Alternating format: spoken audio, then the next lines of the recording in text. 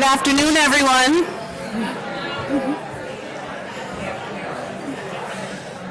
Those of you that are in the back, there are plenty of seats up here if you want to come on and make your way to the front. We have a couple of rows that are pretty open over here in the front. And there are many seats mixed in the middle, so I encourage you to find a seat and settle in for what will be a great afternoon. Wonderful.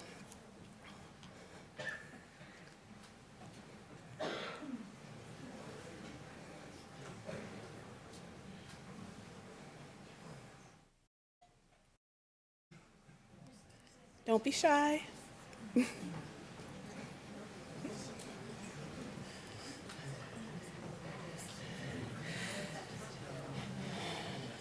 So again, good afternoon. I'm Nadia Mitchell, and I'm the Equity Initiatives Director here at Champlain College and the coordinator for this year's institutional Dr. Martin Luther King Jr. Week of Learning and Engagement.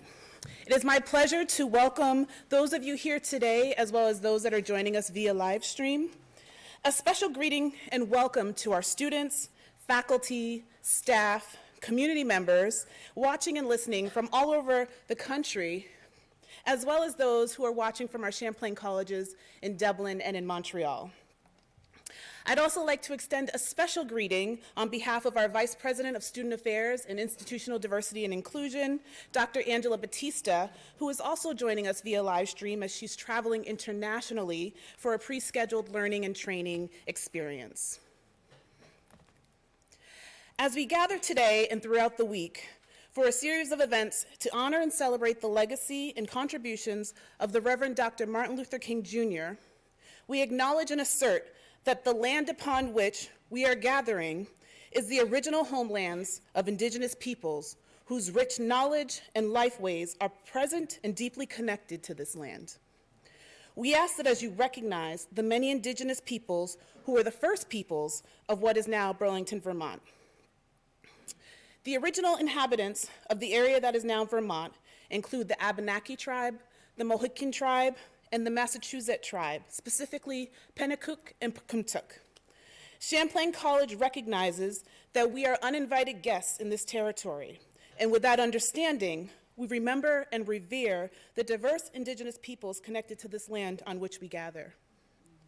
As you engage in this week's events and with this place, we hope that you will also acknowledge how Burlington and Vermont reflect an assemblage of historical legacies and Indigenous ways of knowing. We also encourage you to recognize and reflect upon the current experiences of Indigenous peoples and the role that Western educational research and practice has played in those experiences. As a result of settler colonialism, Indigenous peoples continue to struggle within educational systems. However, Indigenous peoples continue to thrive and strive towards centering Indigenous knowledge and practice, culturally responsive and sustaining research and pedagogies. Champlain College is committed as an academic institution to disseminating knowledge about Native peoples and our institution's history with them. Consistent with the college's commitment to diversity and equity and inclusion, Champlain will continue to work toward building relationships with Indigenous communities through academic pursuits, partnerships, historical recognition, community service, and enrollment efforts. Champlain College has celebrated MLK in a variety of ways over the years. Prior to the establishment of the Office of Diversity and Inclusion in 2007, a tradition of hosting a day full of programming and service was established under the leadership of Nancy Cathcart, who served as the inaugural director of the Center for Civic Engagement. In 2007, under the leadership of the Office of Diversity and Inclusion's founding director, Dr. Angela Batista, the celebration took on a more formal form, and the tradition of providing a day of celebration and engagement for both Champlain and our local community was born. The first formal MLK celebration in 2007 was a collaboration between the Office of Diversity and Inclusion and the Center for Civic Engagement, supported by other campus partners. Over the last few years, the college has continued to honor the legacy of Dr. Martin Luther King in many different ways. This year's 2020 commemoration centers around the theme, Advocacy and Activism, Advancing Social Justice Together, and illustrates our commitment to the continued acknowledgement of Dr. King's legacy of social justice, equity, and inclusion, and its relevance to our modern world and society. I would like to thank President Lori Quinn and Vice President Angela Batista for their sponsorship of this event, as well as our many other partners for supporting this important programming. And I'd also like to acknowledge the MLK Week of Learning and Engagement Planning Committee, who worked very closely with me to plan a full week of learning and engagement for our Champlain College community to explore MLK's legacy in greater depth. At this time, I ask that the members of our committee please stand and be recognized for your incredible work.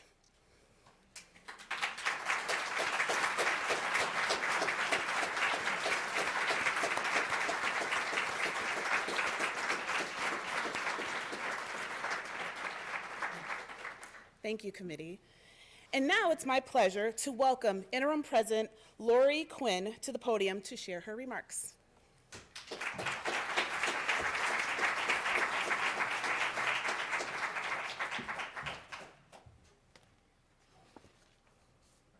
Good afternoon.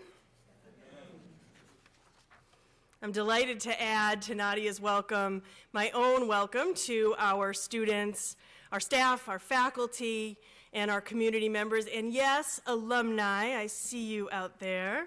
Good to have you back on our campus. It brings me joy to be with you this afternoon to celebrate the legacy and meaning of Dr. King's life. And I want to thank everybody who has worked so diligently to make not only this day, but this entire week and the many events of this week happen. Thank you so much to the MLK Planning Committee, just recognized, and to you, Nadia. You have planned a wealth of opportunities for learning and engagement that include presentations by students, faculty, and staff, and a multitude of different events. Your leadership and commitment, whether it is most visible like it is today, or whether it is quietly impactful like it is on so many other days, your leadership on diversity, equity, and inclusion represents the very best of Champlain College, and I am grateful.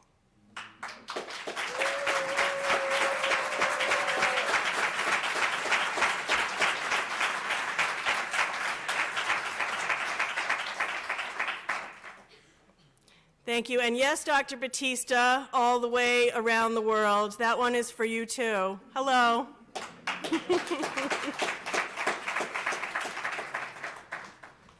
Just a few days ago, January 15th, marks the Reverend Dr. Martin Luther King Jr.'s 91st birthday. Many of us know living people who've reached that age, more and more.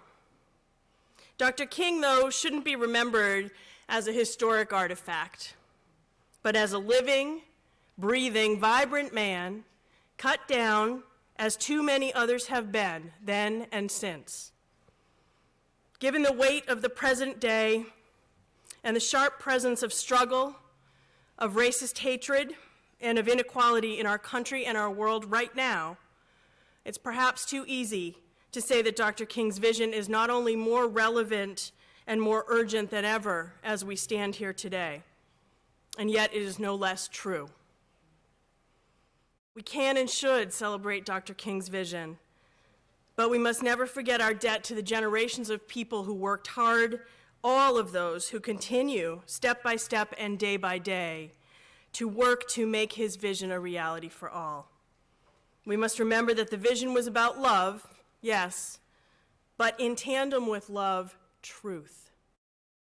His courage and his incandescent words were consistently about telling the truth. Our celebration today is a symbol of our shared commitment to work together to advance issues of social justice, diversity, and inclusion at Champlain College.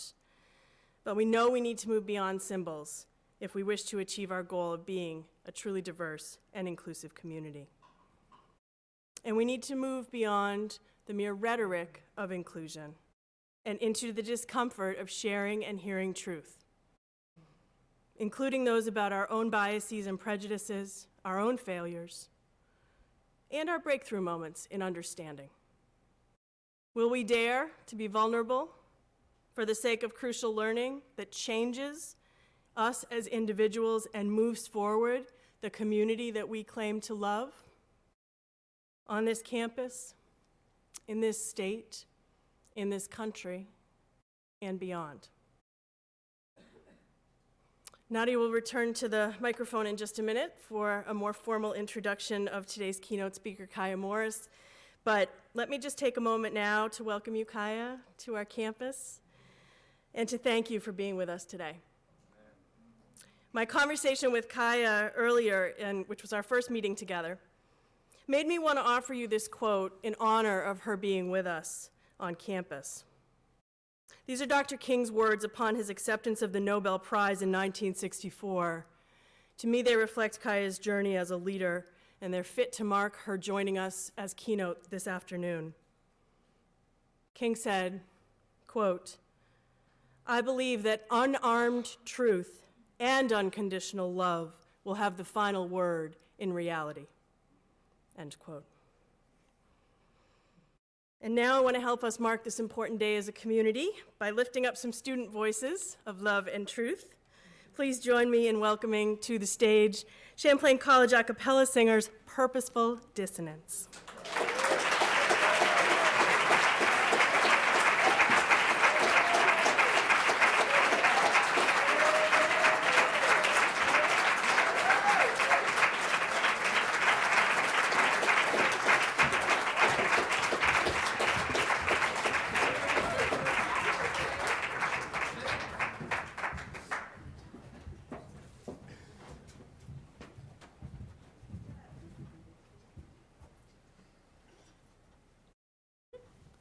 Hello, we are Purposeful Dissonance. We are Champlain College's only competitive a cappella group. Right now, we are gearing up for competition. We really appreciate if you all could like our Facebook page. We have 2 songs for you today, Killing Me Softly by the Fugees and If I Ever Fall in Love Again by Shy.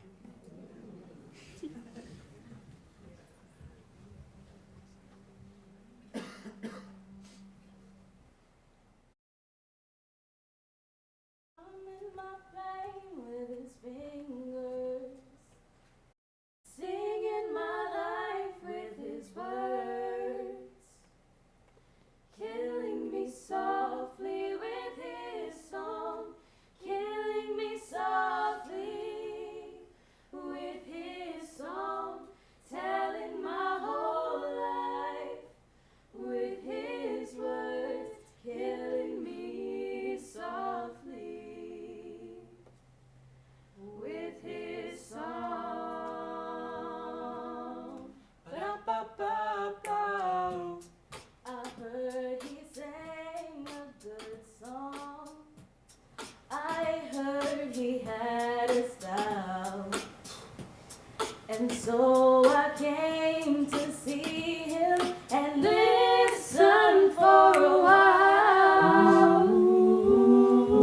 And there he was, this young boy, stranger to my eyes, strumming my pain with his fingers, singing my life with his words, killing me softly with his song, killing me softly with his song, telling my whole life with his words, killing me softly with his song. Ba-da-ba-ba-ba. I felt so much with you.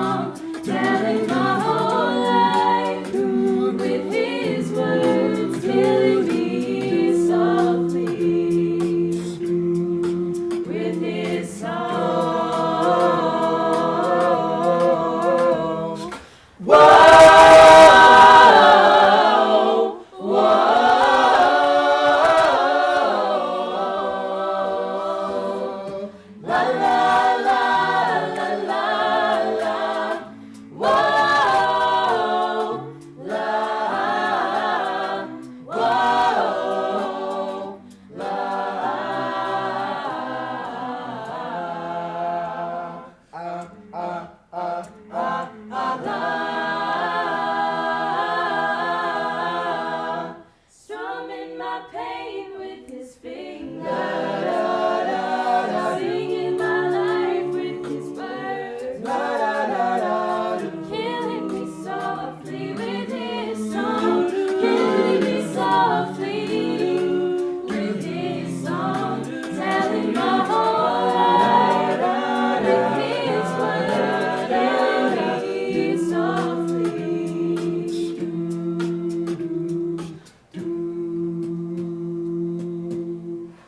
With his song.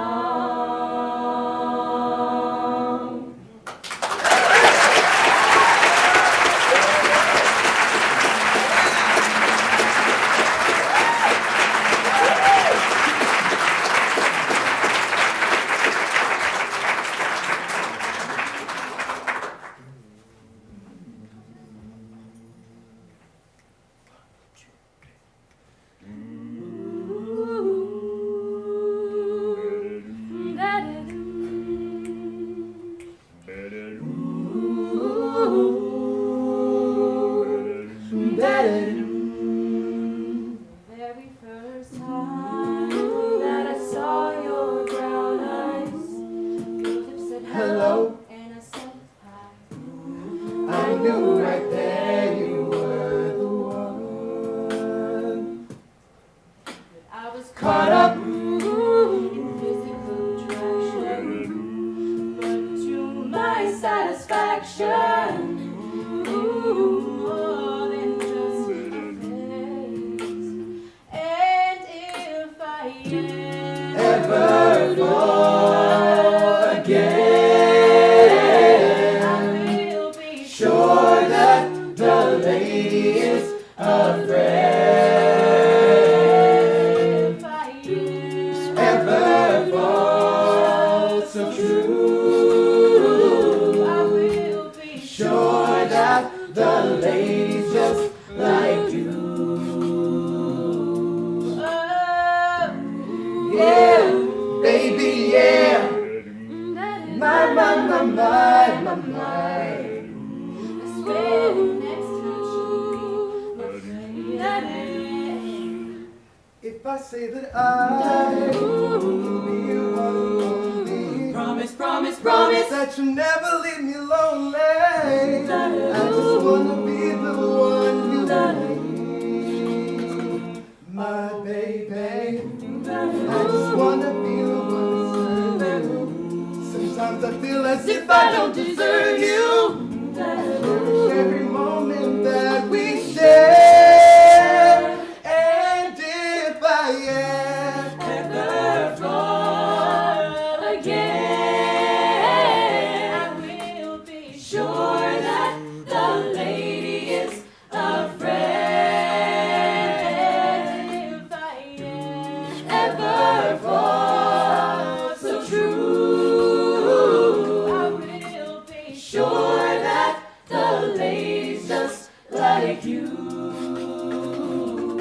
my friend, Very next time she will be my friend, someone that I can believe in. Very next time she will be my friend.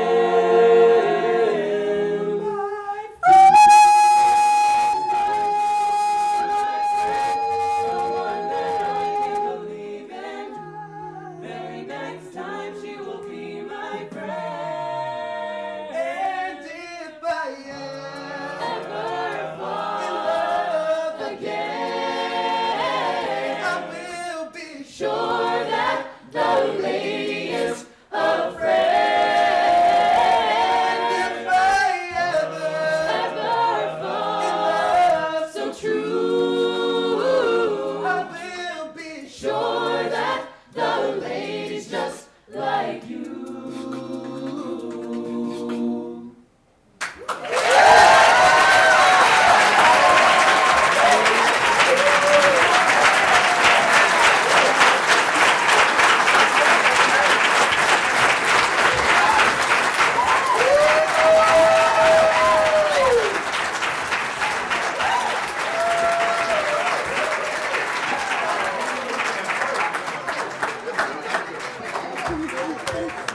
One more time for Purposeful Dissonance.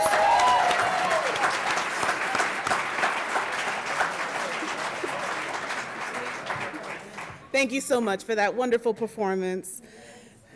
All right. Well, I'm honored to have this opportunity to introduce our keynote speaker, Kiah Morris. So Kiah is most recognized for her political career and as a past member of the Vermont legislature, where she served in the General Assembly as a state representative from 2014 to 16 and 2016 to 18.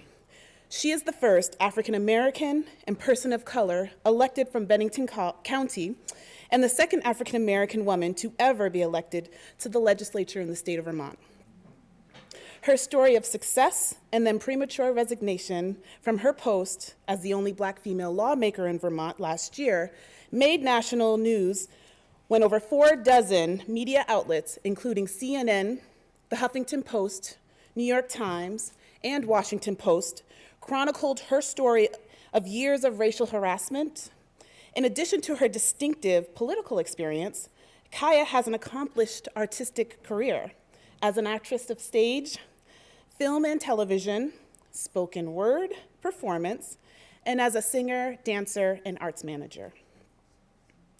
Her work as a diversity, equity, and inclusion consultant focuses on the amplification of the voices of the oppressed, issues of human rights, and social justice.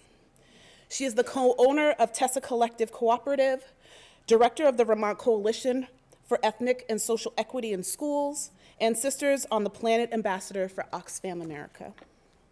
Kiah's talk today is titled False Advocacy in Academia, Unpacking Performative Anti-Racism and Lethargic Diversity, Equity, and Inclusion in Higher Education. Please join me in welcoming Kiah to the stage.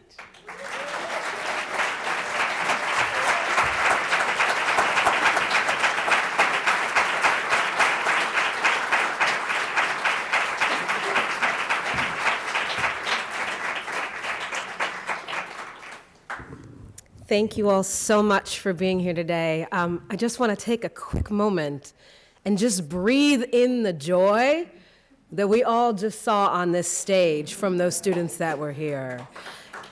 That is so important for what we're going to talk about today. Okay, so I'm going to take you all on a little bit of a journey. And those of you who know me, that's not abnormal. So I want to begin by just saying, and again, also as well, I want to be thoughtful around accessibility. If you cannot hear me, if you're having trouble hearing me, please try to let me know so that I can adjust. I want you all to be able to be present in this moment and that I don't lose anyone along the way on this journey. Thank you very much, Champlain College, for your generous welcome. Thank you, Nadia Mitchell. Dr. Angela Batista, I know not here. Thank you, Dr. Lori Quinn, for supporting and for lifting up Black women's voices, for ensuring that we are financially compensated for our gifts, our labor, and our wisdom. And I know while it may seem commonplace for some of you to think about that as a concept, it's actually revolutionary. It is a revolutionary act in a world outside of these walls. And it is an honor to be a part of this community today. Thank you to James and Jamal, my constant companions that are always there, helping to make sure that I'm lifted. I want to also let you know that this is a social media friendly space. So feel free to hashtag, feel free to tag, feel free to take photos, feel free to quote. And in fact, it's one of the simplest, non-expensive, free 95 ways to lift up the voices of marginalized people is by amplifying our voices through the tools we have in our hand, in your pocket, and potentially even in front of your face at this very moment in time. So please do look me up, Kiah Morris. I'm pretty much everywhere.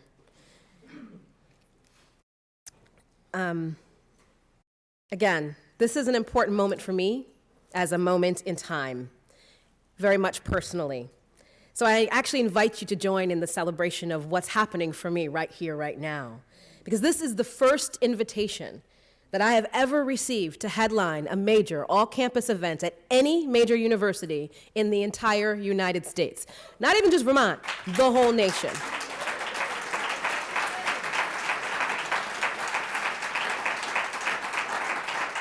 And I say that quite seriously because that's revolutionary, because I don't have a PhD. My academic work focused on race, class, and gender representations in the Harry Potter literature series. And yes, I was the first to explicitly racialize Hermione Granger well before the theatrical play came out, so I'll take credit for that one, thank you. Now, you all heard a little bit about my bio, or you've read about me on the internet, you've seen me somewhere, perhaps heard me speak, or not, and so this could be a full introduction of me to you. So I'm going to share with you, and I'm going to open up my heart, I'm going to open up my stories, and we're going to talk about how it ties into this very campus and this very community. So here I am, this black woman, American woman, who's extraordinary in her own right, but far less accomplished than those who are usually asked to stand behind these podiums. Typically, I have to be sold to decision makers as a really unconventional or creative selection to speak in front of a body. But here we are to talk about performative anti-racism in higher education. The ways in which we intentionally diverge away from the collective values that we state we live under, that allow for white supremacy culture to continue to thrive and to infuse and continue its destructive reign on every facet of our society without abatement. Now, anti-racism is a goal. It's not a destination that you reach. It is something that is a required, iterative, and painful process that the majority culture has to embark on without cease. Now, before we start on the road of, but anti-racism is something that we all should do regardless of our identity, because I know you're already thinking it. It's an excellent off-ramp to go into that line of thinking, away from the personal and societal accountability that we have to do this work. So we need to get a little bit real for a moment. So historically, the work of dismantling the pervasive effects of white supremacy in this country has been overwhelmingly shouldered by people of color and other marginalized persons. So to make the very, very modest gains that we have in hand, we've had to learn how to build solidarity and meaningful collaboration with each other, because if one of us is not free, then none of us are free. And any such successful collaboration requires a willingness to identify, to modify, and to repair the harms at hand caused through our own internal expressions, our own lateral oppressions, and the ways that white supremacy culture teaches us to harm each other. So our collective work is not done in this arena, as its infusion into our existences is literally built into the DNA of our bodies. I can call to you plenty of reports, and you've seen them probably even through many national studies, that talk about the somatic, physical, and real lethality of systemic racism on the lives of black women. Now, those who are, again, familiar with my work know that if I was asked to come here and to speak to you about Dr. King, I want to have a really difficult conversation. So I am going to take this moment, and I will do so with courage and with revolution in my heart, to talk a little bit about my own legacy and why I was selected to be here today.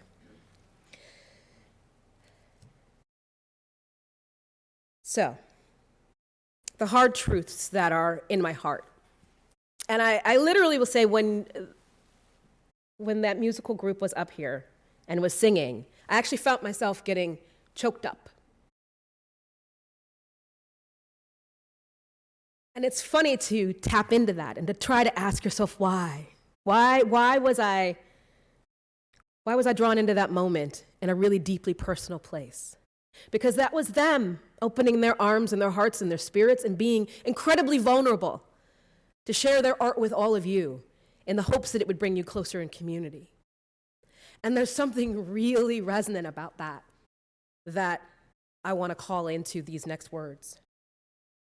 So the reality of this work is that there is an urgency and a lethality, as I have mentioned, to fostering comfortable conversations about the deadly impacts of systemic racism and institutionalized oppressions. So we're not going to do that today.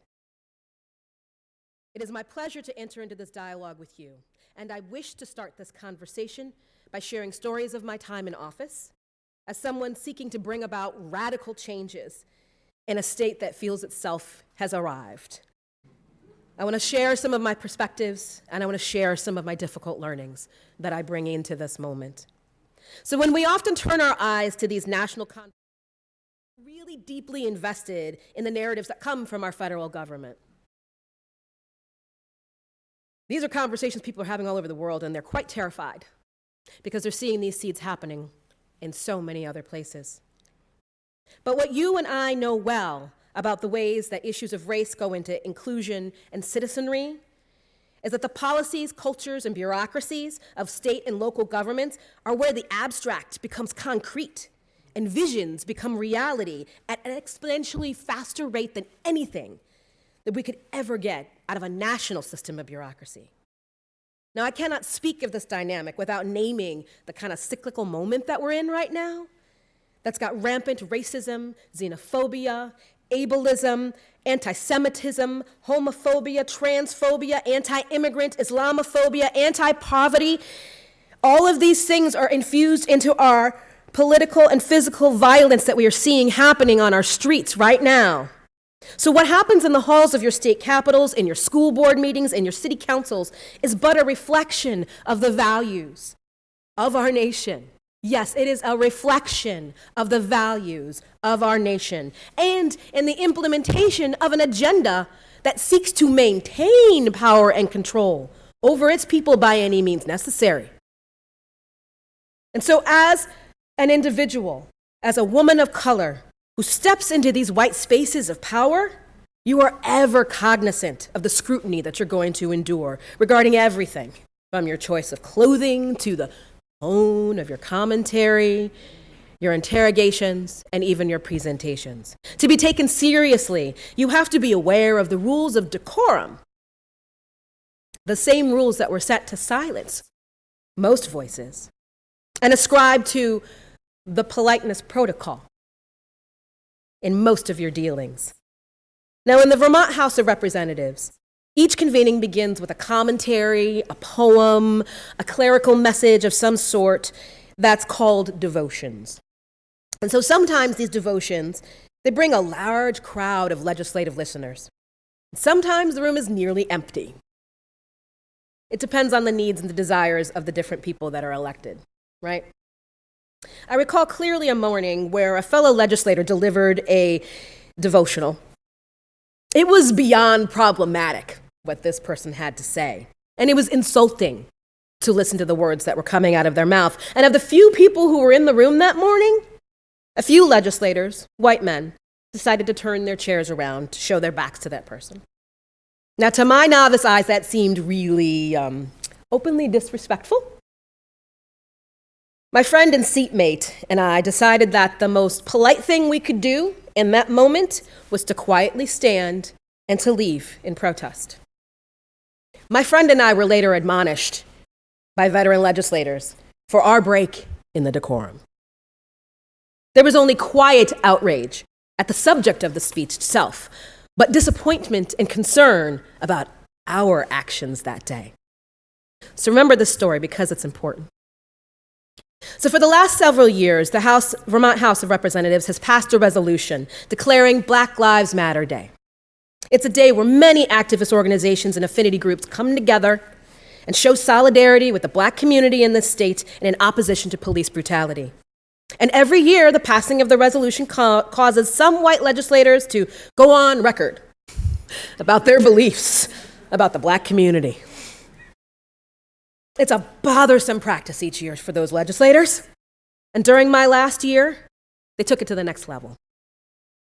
One freshman legislator came prepared with actual false data to try and repudiate each whereas clause and peppered his speech with phrases like, Quote, I'm happy to affirm the humanity of every American, and in fact, every human being, but I cannot concur with the assertion that in this resolution, African Americans face deadly oppression, unquote. Another would go on to state, quote, I would like to acknowledge the disproportionate number of black unborn children that have been aborted in our country that should be included in the number of Black Lives That Matter, unquote. As one colleague tried to counter with facts, and in the reading of names of blacks that were killed by police, dozens of white members got up in the middle of his speech and left the chamber. No calls for order, no reprimand of any sort, none. These comments were so horrid that the special guests of the House, all people of color who sat in our ceremonial seats, youth included in this group, listened to these people deny their very humanity as if they were not there. Those members of the public left the chamber in tears. Still, no calls to order, no request for a return to decency in the face of the public as guests of the House by anyone because, they were black and brown. I fully acknowledge that as the second whitest state in the Union, Vermont is just as unrehearsed at dealing with these issues of race as any other state. But this was a moment where the rules were clearly different. So this representative that I'd mentioned before would go on to say to the press about this, quote, Representative Morris is entitled to her opinions, but her charge of racism is too casually made. If you failed to challenge her on the accuracy of her statements in the resolution, which is what I did, you might want to think about your role as a reporter. Too many decent people from both parties thanked me for my comments by saying what, quote, courage it took to make them, unquote. What a sad comment on public discourse this is. So let's pay attention to who the, quote, decent people were that showed, quote, courage in the midst of his insidious statement. And just for good measure, let me make it clear, Black Lives Matter.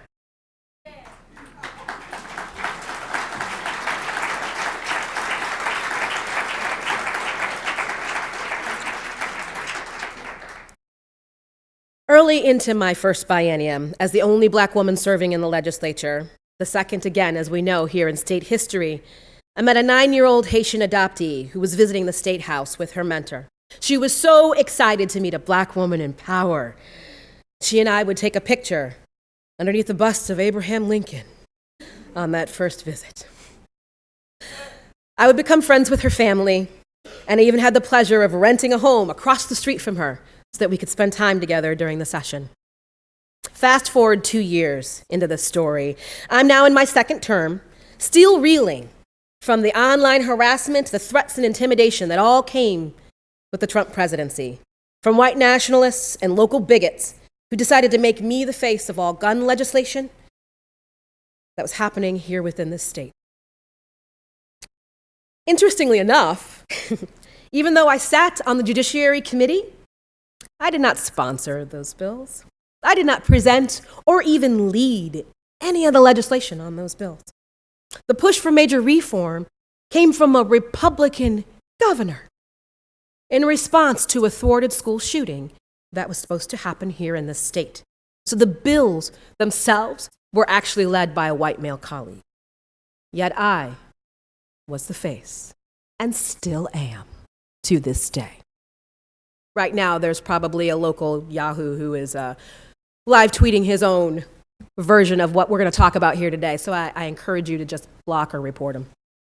The local harassment that I endured took a statewide and national turn as these architects of intimidation overwhelmingly kept pressing these lies about me to every Second Amendment online platform they could find. It was calculated, it was deliberate, and it was unceasing. And it was easy. A black woman who came from Chicago to destroy Vermont. Not one call to cease the outrageous positioning from any legislative colleagues. No recognition that the danger of such narratives is exponentially larger because I'm black.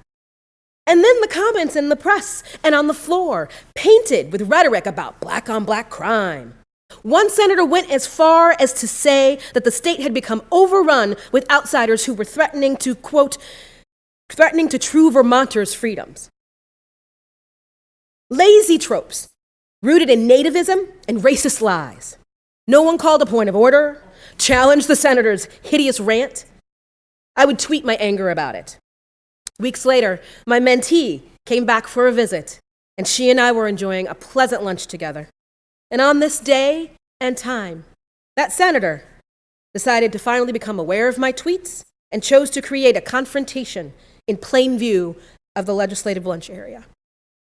He came with a face full of fury and righteous indignation, unrighteous indignation, to tower over us with his 6'5" frame and scream about how I was the racist.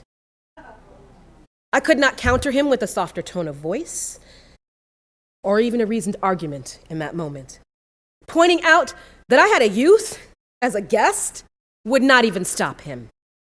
Even her tears were insufficient for him or any other white persons in that space to say or do anything in that moment. Can you imagine the multiple lessons we taught that young girl that day? Only 11 years old, and she would learn about racism and sexism brought to you courtesy of the state of Vermont. Now imagine this young woman who came to see her personal hero treated in such a manner without repercussions. I consoled her as much as I could, and fortunately, one brave ally who witnessed it contacted the speaker and the pro tem and demanded an immediate resolution. The senator was forced to wait outside of the speaker's office for the young woman to write a letter to him, a rather poignant letter, to let him know about how his actions had impacted her and require him to apologize to her face. He was never required to apologize to me. We haven't spoken a word since. And his followers, they love to troll me. Now, I can recall the physical sensations of rising for my turn to speak in regards to some of the racist comments that came up about our immigration bills, about the detention camps that we have at our border, about our fair and impartial policing policies, the marijuana debates, and more, to be ignored or to be forced to speak last.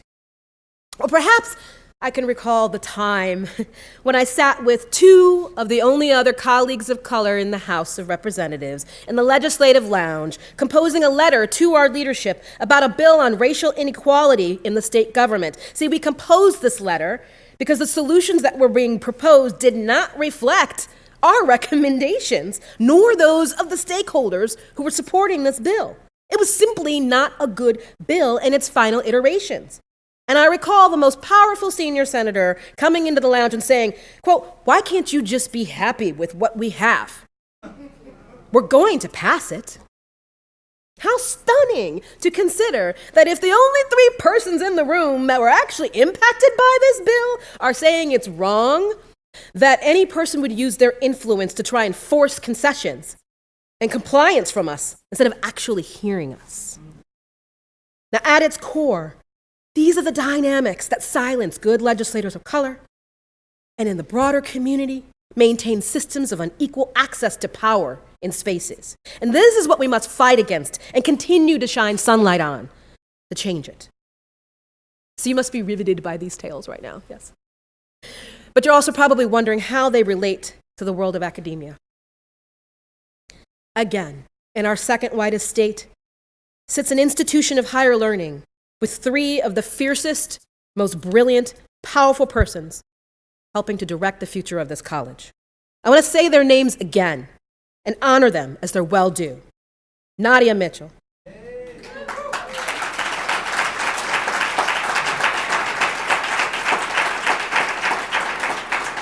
Dr. Angela Batista. And Dr. Lori Quinn.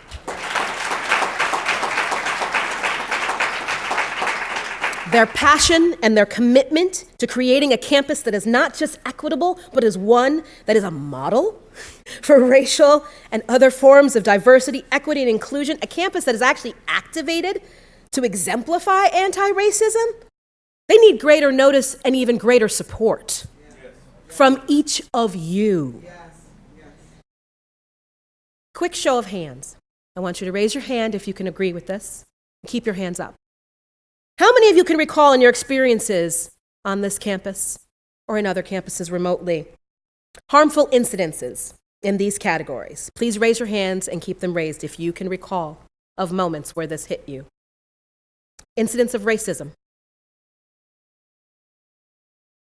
Incidents of sexism. Ableism. Homophobia.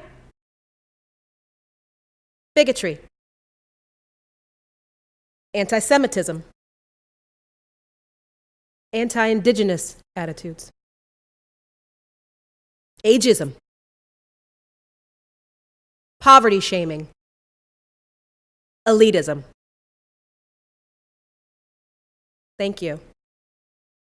There may have been some of you that were afraid to raise your hands, but most of you can find resonance with this. If you don't have an experience, the person next to you did. I want to call in the words of former college president Donald Lackman in his statement following the terrorism in Charlottesville. Quote, "If we wish for our students to become engaged global citizens who pursue knowledge through inquiry, we must role model participation by actively seeking our diverse perspectives and viewpoints. We must continue to condemn acts of intolerance. We must be willing to confront our own assumptions and have courage in the face of hate and seek to understand in the face of ignorance." So, this is a campus that's nearly 20% non-white, which is twice that of the state. And it's actually working to close out the gender gap to reach parity.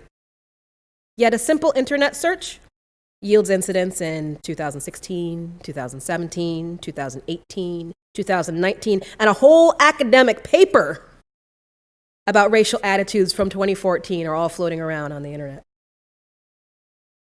These are reported incidents that were covered by the media. It speaks nothing to the many, many acts that happen in dorm rooms, in athletic fields, in administrative offices, and even in classroom settings. Stories abound about flippant usage of racial epithets by faculty, blatantly homophobic activity acts by student groups. I would be stunned to learn that there aren't more stories about how ableism has brought its roots into this place. The response is repetitive.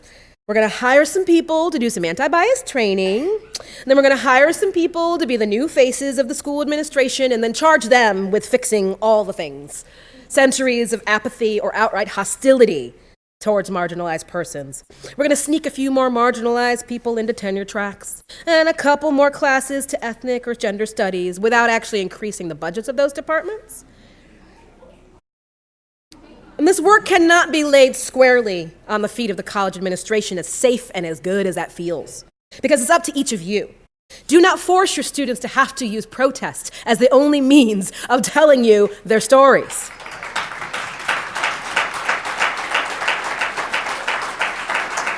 Do not wait until your faculty burn out and leave to start seeing the harm you're creating every day.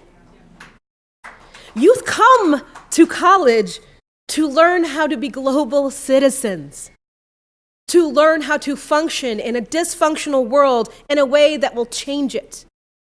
And our institutions of higher education are producing fascists. How is that okay by anyone's standards, regardless of your political ideology? This is what is happening. Charlottesville, we're America's next generation. What is happening in the halls? What is happening in the curriculum? What is happening?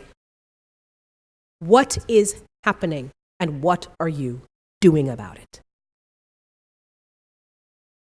Do you have the courage to recognize that the solutions are actually right around you, right now?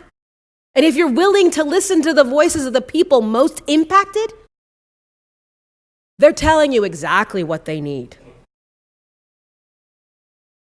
I will say this one last piece, and then I'm going to share some of my work with you, so that if my previous words didn't resonate, perhaps my art might. I went to an institution of higher learning that's within the Big Ten. Massive campus. Tens upon tens upon tens of thousands of students. And one of the students that I had the opportunity to study with was a young man, Anthony Yeppa. I call his name into this space as Pueblo James. And he made the decision to come be a PhD candidate at our university because it's one of the best places to get a degree in educational policy study. And he wanted to change the way that Indigenous education is taught and the experiences of Indigenous youth in school systems. And his people told him, don't go. Don't go to that school. It is not good for the red man. That's a direct quote. Is that what you want? Are those the words you want to have? Are the experiences of people leaving here and not returning what you're seeking? Is that the legacy that Dr. King died for? Is that what we are here to do? What is happening and what needs to change? So I'm going to share with you now a few poems. I hope you don't mind. If you are going to join us out front, I have copies of my book. This is my first published book of poetry.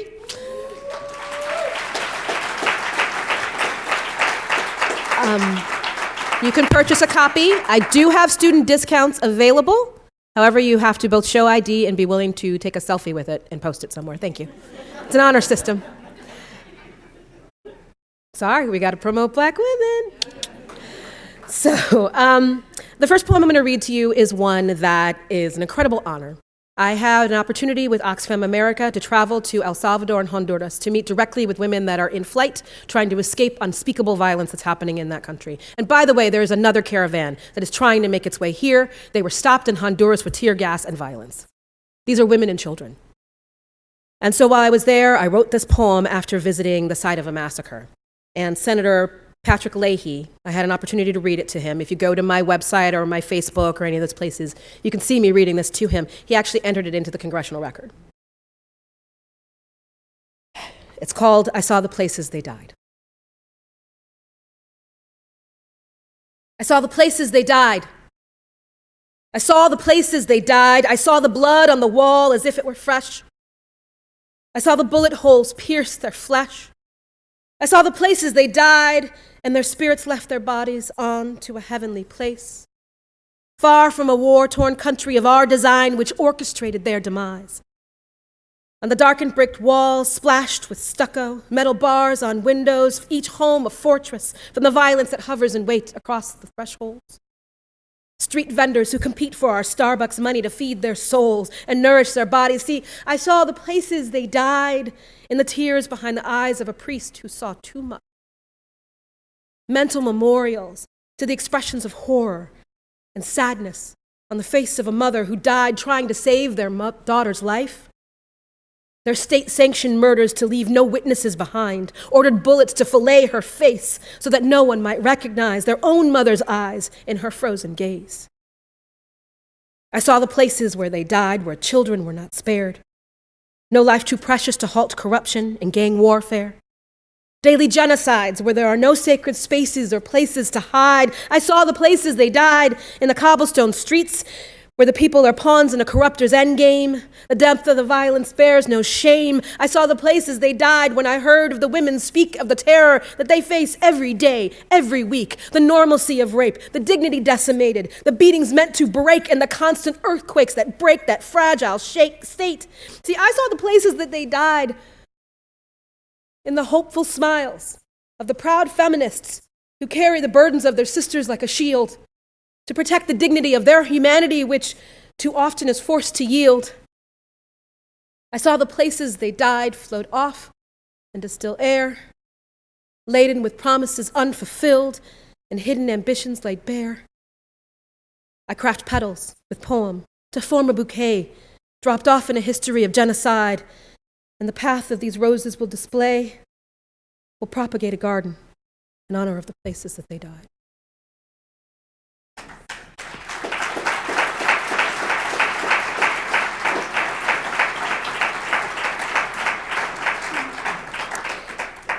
The second piece is probably my most well-known.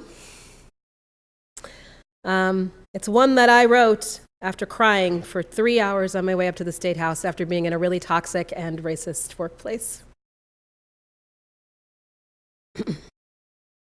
My, you seem angry.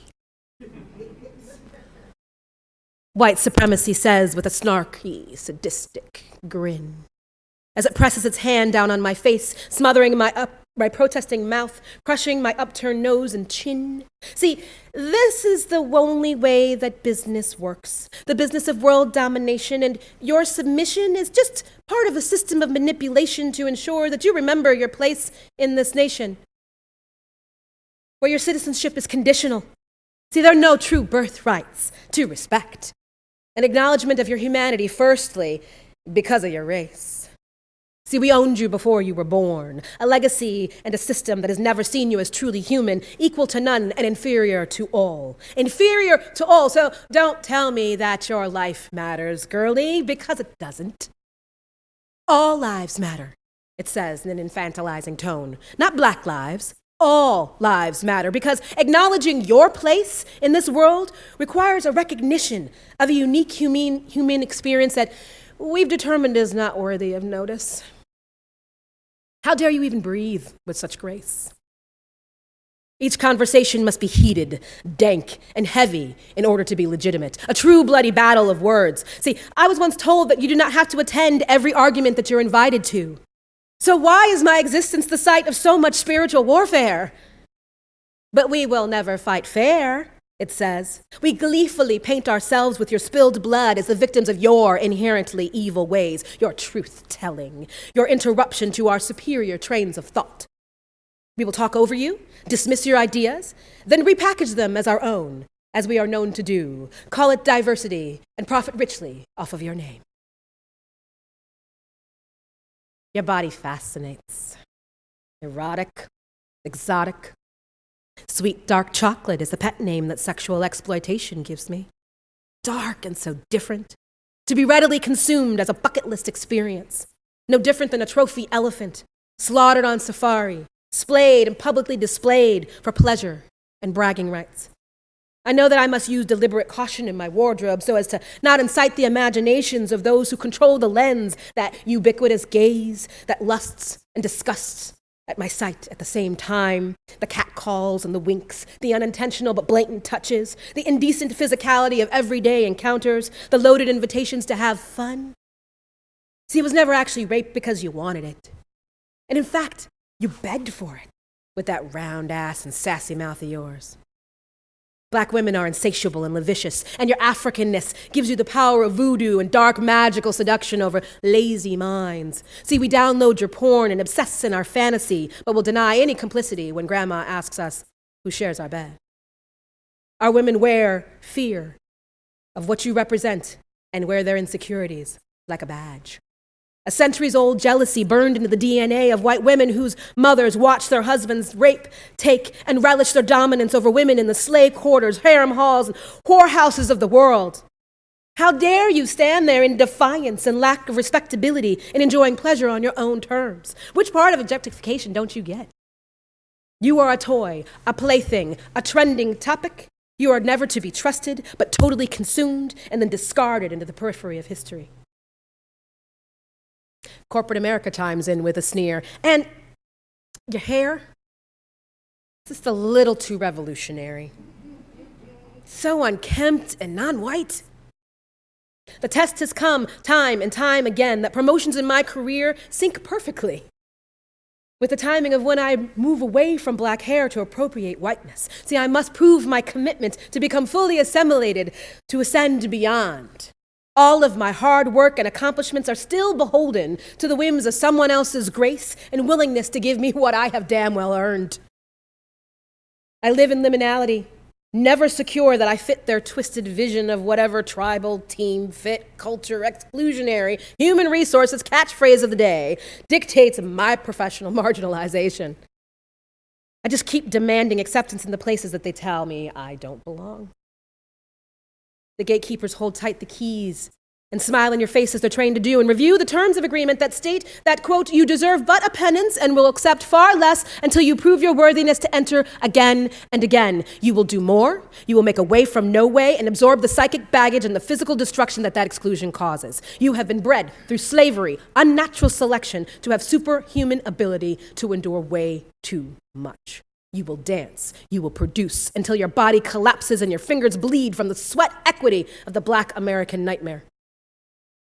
And so I pull the food from my child's mouth to pay the exorbitant price of admittance promised through degrees, accreditations, and professional development, and deeper levels of commitment than others are expected to give. It was all conditional. It was all laid out in legalese. I just didn't read the fine print on the lines of the social contract over my life. I trusted in the goodwill of the powerful and the privileged, and now I'm left spent, crushed, and quivering. I fight back with the strength of 100 dark-skinned queens who held their tugs when they were told they were pretty for a Black girl. I speak louder with the conviction and ferocity of 1,000 servant women who were told they were poor because they were lazy. I blatantly call out systems of oppression with the tactical acuity of women warriors like Nzinga, Tubman, Nanny, and Shakur, and they turn on me.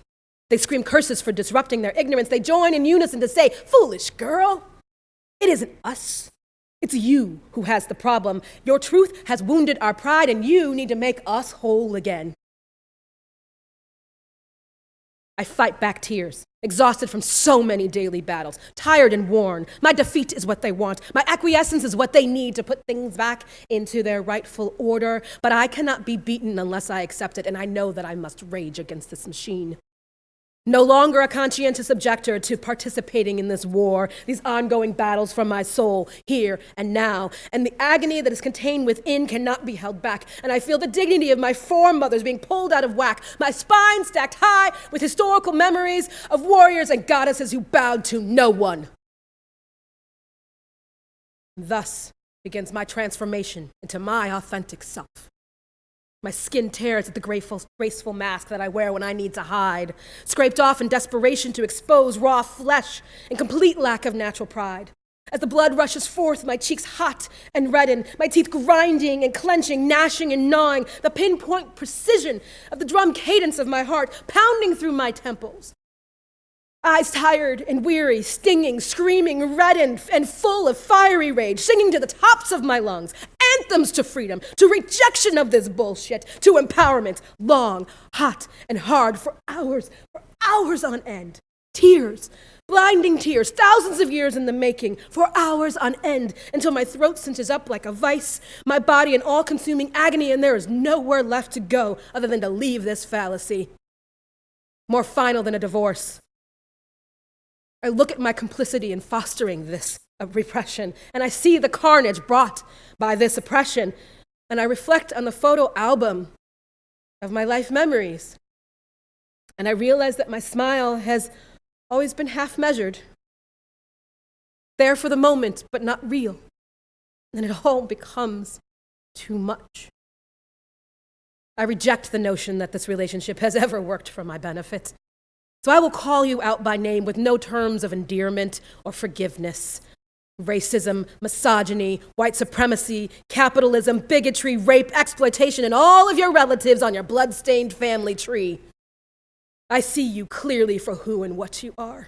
And I say to you in a loud, clear voice, no matter how clever the lie you tell, it was you all along. I will not leave this legacy to my children. I will not place this imprint on future generations and make them think for a moment that this has to be their truth, their life. My life is mine to create, and I will. I am done. I am gone. Goodbye.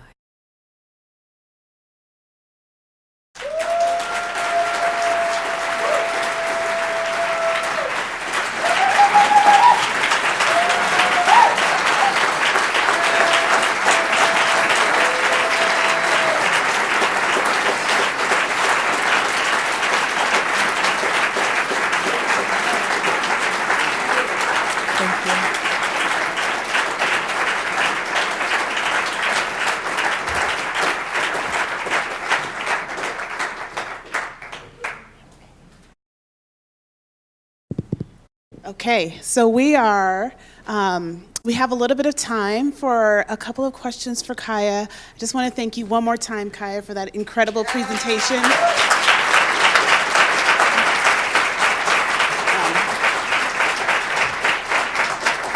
So we are live streaming, so I'm going to just come down with the microphone. I'll let Kiah stay here at the podium. But because we are live streaming, if you have a question for Kiah, I'd ask that you raise your hand and let me come to you with this microphone so that we can capture this, so that folks online have an opportunity to hear. So as soon as you're ready, go ahead and raise your hand. Oh, we have someone already, so we'll start. Hi. Hello. So my name is Akilah Doty. I'm a Hi, first Akilah. year here. Thank you so much for coming and speaking. It's very inspirational. So the question I had was, I know that it is very difficult to talking about like your emotional self and making sure that your spirit is okay. How do you deal with that in white spaces like this? Making sure that you're speaking, you have courage, and you're making your voice heard, but also not depleting yourself and draining yourself to feel like you have to speak all the time. And like maneuvering through those spaces. Thank you for that. So, we're talking about that quite a bit today. How do we bring our spiritual and emotional selves into this work? The reality is that this is a human experience. And so the ways that I show up are the ways that I'm able to help others see that they can. If I can come as my full self, as my whole person, all parts of me, then it enables someone else to be able to say, you know what, that hurt. What just happened right here in this moment, that hurt. Until we have the courage, we're already vulnerable. And part of the struggle that we have, those of us who've been working on the front lines of this for so long, is that we build up a shield to protect ourselves on some levels and, just to shield our vulnerability from being out in the world because we want to be strong, right? But strength is also around having the ability to honor when we're not. And so that's something that I've been trying to do, and it's a process, but I do see it happening and I see it working. So it's through that other people can start to speak, and I don't have to have my voice be the only one that's bringing those truths. So I see this as a process for me, and that's what helps me to find the space to heal. But there are also many other things that folks can do as well. There are lots of movements for reparations for Black women, and there are many people that are looking for assistance. If you know of some amazing scholars, some individuals, that are artists that need support, there are a lot of things you can do that don't involve cash as well, that can help them to have the energy and the space to continue to do this work without being depleted. So I encourage you to find some. Thank you. Other questions?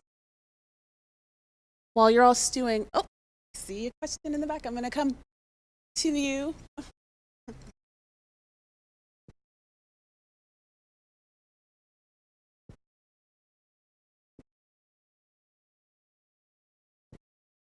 Hi, thank you so much for talking today. It's really inspiring. I was wondering what I can do with my racial privilege to help lift up disenfranchised persons across this country and world.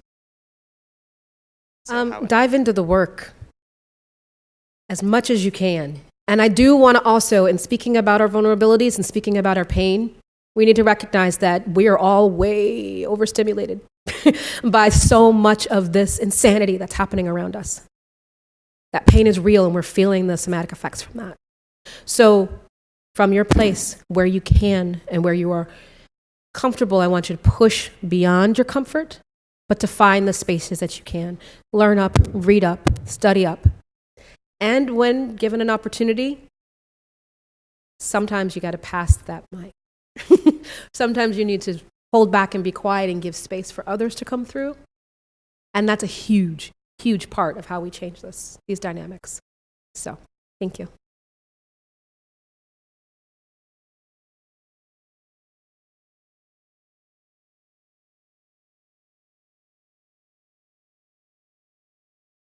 Hi, I'm Hannah. I loved everything that you said, but I guess my main question is, how do you, heal or take care of yourself, and what are your steps to really practicing self-care when you're suffering from the burnout and the stress of like being in environments where you don't feel respected and There are lots of ways, and I'm not perfect at it. I'm not nearly as practiced at it. I have gotten much more in touch with trying to think about my diet and how I'm eating. I've come to know a number of individuals who are performing artists, who are celebrities, whatever you want to call it, and they have these insane schedules, and they work out all the time, and they eat incredibly healthy because your bodies are going to break down. And our bodies are breaking down, and our food, we know, is not sufficient to nourish us in the ways that we need. So I have been using quite a bit of exercise. It's always good to have meditative spaces. Being in community with other persons of color is also really positive and powerful. And there are some amazing things. I believe it's this weekend, this next coming weekend, there's one called Radical Rest that I think is happening over in the Northeast Kingdom. And it's led by a woman of color, all teaching about ways to have restorative yoga and ways to find radical rest in this struggle and in this movement. Yeah, it's exhaustive. It's extractive. My art, again, I came out of that massacre center and picked up my microphone and immediately started recording my thoughts because I needed to process them. And we are often given that time and that space to say, I need to process this. I can't just keep moving on. So speaking very clearly, and that was something I actually had to teach Oxfam on that trip. They didn't build in any breaks. I was like, no, we're all gonna fall apart by day 3. And we did, even with the breaks. So teaching yourself that it's okay to say, I need this space is really important. And again, we have to delegate out some of this work because we feel like we have to be the ones on our phone retweeting and hashtagging and all this stuff and internalizing that. And if you can find ways to give some of that out to other people, that would be good too. Just to give yourself a mental and spiritual break. I hope that helps. Others? Hand back. Thank you. And if you do stick around, I will sign copies of the book if you stick around long enough for that. So again, I'd like to thank you for being here and taking your time to be here and speak with all of us. And my question is that with so much hate rhetoric ingrained so completely in our culture, how do you find the words to, when someone says, I'm gonna fight you, for me, you've already lost me because you're using hate rhetoric. So what do we turn around and say to people who want to fight for things and want to fight you on things, and how do we break that hate rhetoric? You have to determine which battles are yours to fight. Okay. The people who are most invested in these ideologies are not going to be changed because you had a quick conversation with them or because you posted up something on social media or because you had coffee with them. Let's be real. We've all been taught these ways of hate. It is ingrained into every fabric of our society, right? So we've had to do the work of unpacking that to be the whole persons that we are right now. So in saying that we need to fight them back, for some folks, that's their space. If that's your jam, if that's what you do, then you come back to that with that energy. If that is not your space, if that is not your gift to this work, I would most focus your efforts on those around. Who got harmed by what that person just said? What are the long-term impacts of what that person just brought into that space?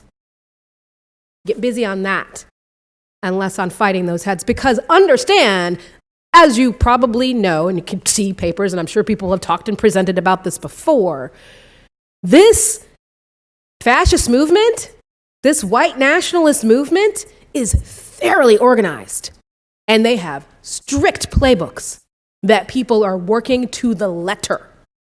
So that fight is a distraction intended to keep you from noticing who fell down. It is intended to keep you from distracted from taking care of each other. So that is what I say. There are always going to be frontline folks who's like, I gotta go, and I gotta be in their face. Okay then.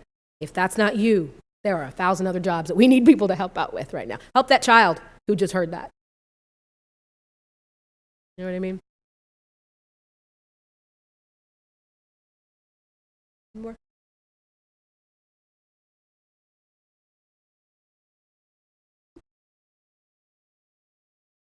When did you first decide that you wanted to be a policymaker? I didn't. It's the last thing on earth I wanted to do. I had been asked several times by many people, and I had no interest at all. And then I was in an incredible program through the Impact Center out of DC. I was one of 12 women that was determined would help to change the face of our country, in the direction of our country. And so in being in that program, there was a lot of lessons within that. That's a whole nother story. There were a lot of lessons within that, but at that moment, I'd hit this crossroads as well, where my employer had told me I was gonna be losing work, they were gonna be letting me go, and so there was all of this like weight and gravity that I felt of like, am I literally gonna be able to feed my child? And I don't know where my future is. And my mentor at the time that was through that program was Pernell Spears Lopez. She was actually the former CEO of IKEA Furniture that made it the name that we know it is today. And she said, you know, when I'm hearing you talking about the stuff that's happening in your workplace, your voice drops, your shoulders slump, there's a palpable sadness that happens. But when I hear you talking about the work you're doing in your community, your love for community and the connectivity you're making, it's like, you're a completely different person. It's glorious to watch. Have you ever thought about running for office? And so this whole room, probably a third of them worked on the Obama or the Clinton campaigns, and like all these folks were like, yes! And I'm going like, yo, I really don't know how I'm gonna feed my family. Like that's legit. That feels way off from where I'm at in this moment right now of the luxury of thinking about let me run for office when I'm literally like, can I pay my bills for the next week? Do I need to get back on food stamps? Like what is happening?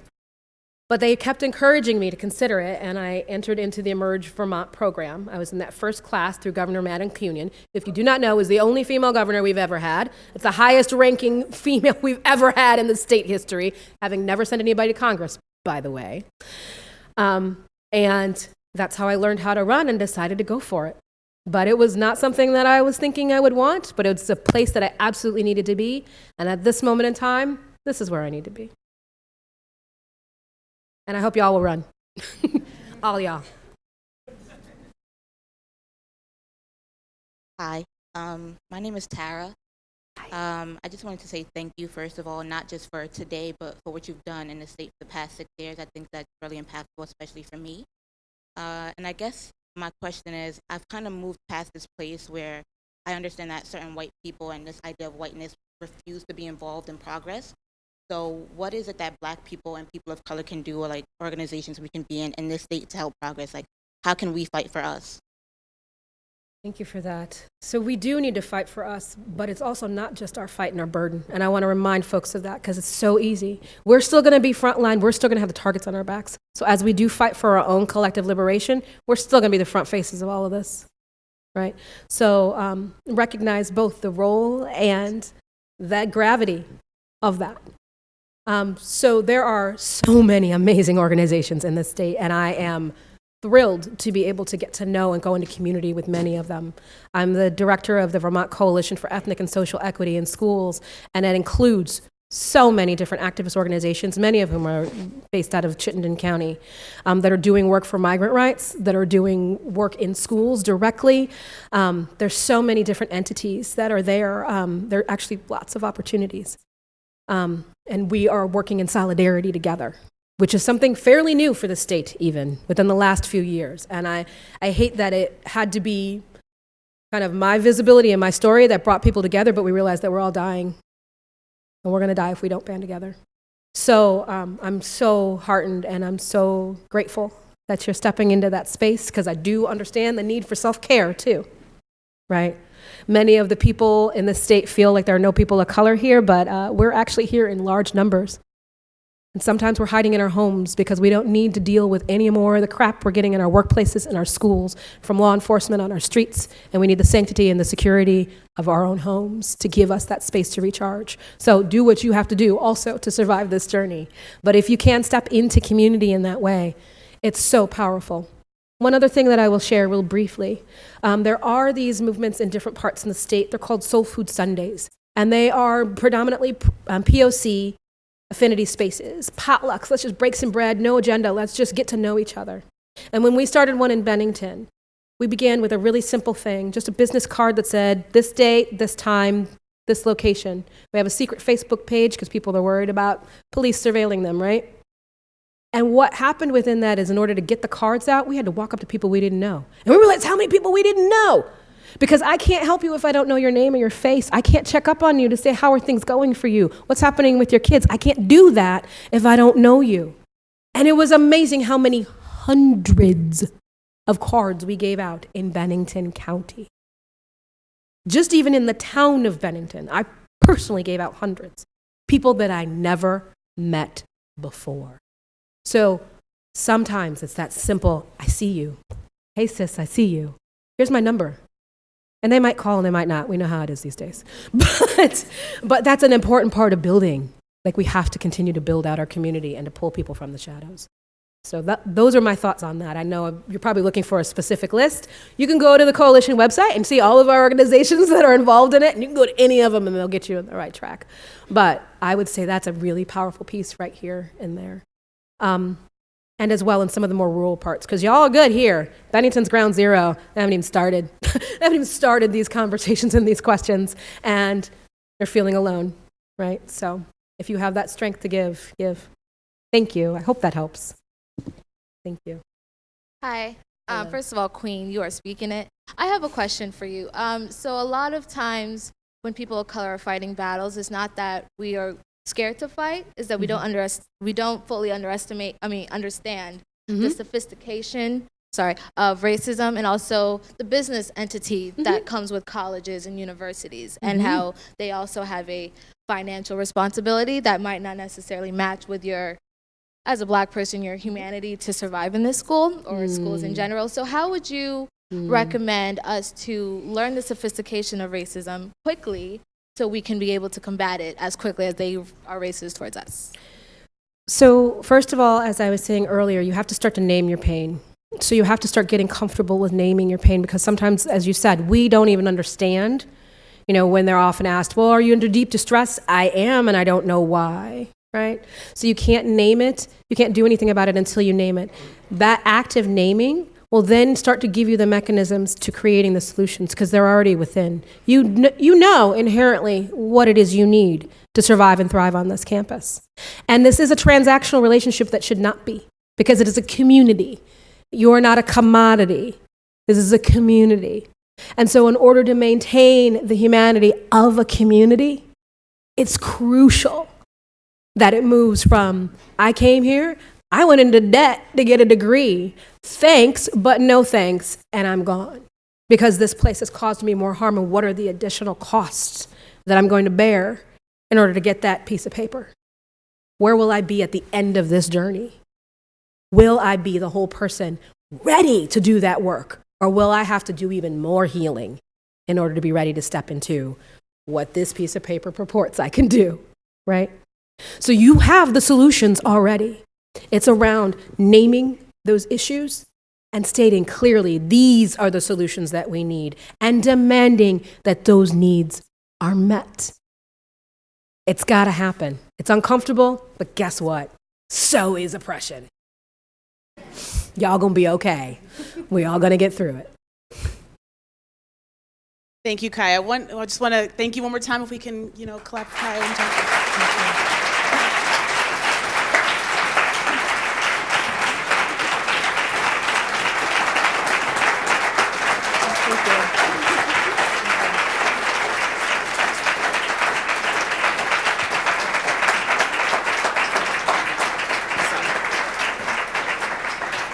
So I recognize that Kiah does this work, and this work comes with a tremendous burden, so I appreciate that. And I want us to wrap now. I just want to remind people that Kiah will be available. She wants to connect with anyone that has any further questions or are interested in her book of poetry, and she'll sign your book right outside of the lobby doors at the table. And then also, when you have a minute before you scooch away our Champlain community, we also have our affirmation of diversity, equity, and inclusion statement that our Diversity Council has worked to put together and is ready for your feedback. So please, before you leave, just take a peek at that and reflect on that. And if you can provide some feedback, the Diversity Council is ready to hear that. Okay, thank you all and have a great night.